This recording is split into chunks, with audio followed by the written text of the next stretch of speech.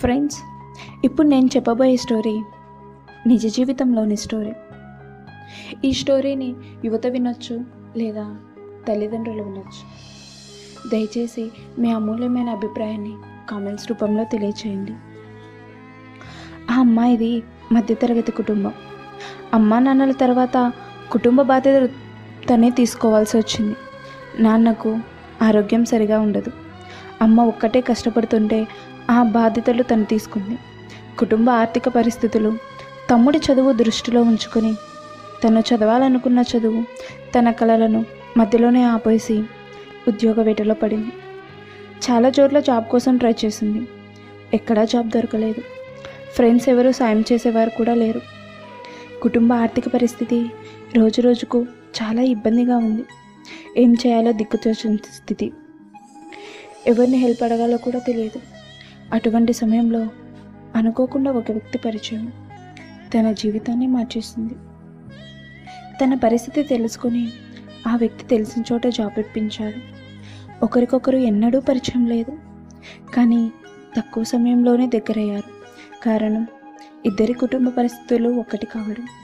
తక్కువ సమయంలోనే ఒకరినొకరు చాలా అర్థం చేసుకున్నారు. దాపరికాలు లేవు. ఏ విషయమైనా ధైర్యంగా చెప్పుకునేవారు.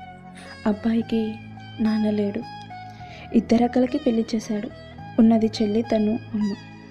చెల్లికి పెళ్లి చేయాలి, ఉన్న కొంత అప్పు తీర్చుకోవాలి, మంచి జాబ్ సంపాదించాలి. ఇది అతని గోల్.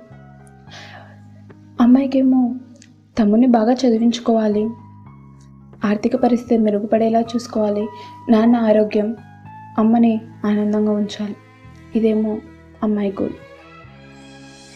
ఇలా ఉండగా వారిద్దరూ ఒకరికొకరు చాలా దగ్గరయ్యారు. ఒకరిని వదిలి ఒకరు ఉండలేనంత దగ్గరయ్యారు. ఒకరంటే ఒకరికి ప్రాణం.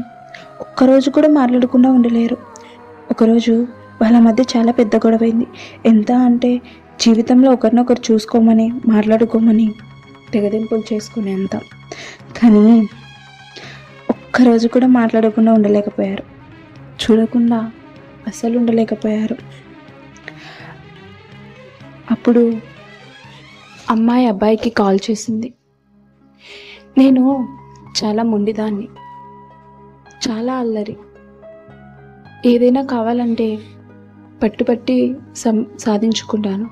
అలాంటప్పుడు నన్ను ఎందుకురా ఎప్పుడు చిరాకు పడవు, ఎందుకు నన్ను ఎప్పుడు వదిలేయాలని నాకు కనిపించలేదా అని ఆ అమ్మాయి అబ్బాయిని అడిగింది.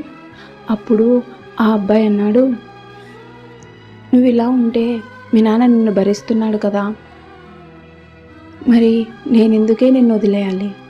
నేను మీ నాన్న అంత ప్రేమించకపోవచ్చు, కానీ నా కూతుర్లాగా నిన్ను ప్రేమిస్తున్నాను, నా కూతుర్లా చూసుకుంటానే అని చెప్పాడు.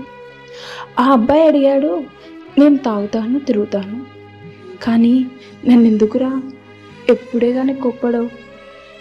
ఏ రోజు నన్ను వదిలేయాలనిపించలేదా, నీకు అనిపించలేదా అని అడిగాడు. అప్పుడు ఆ అమ్మాయి చెప్పింది, నువ్వు తాగుతావు, తిరుగుతావని మీ అమ్మ నీతో మాట్లాడకుండా ఉందా? చెప్పు.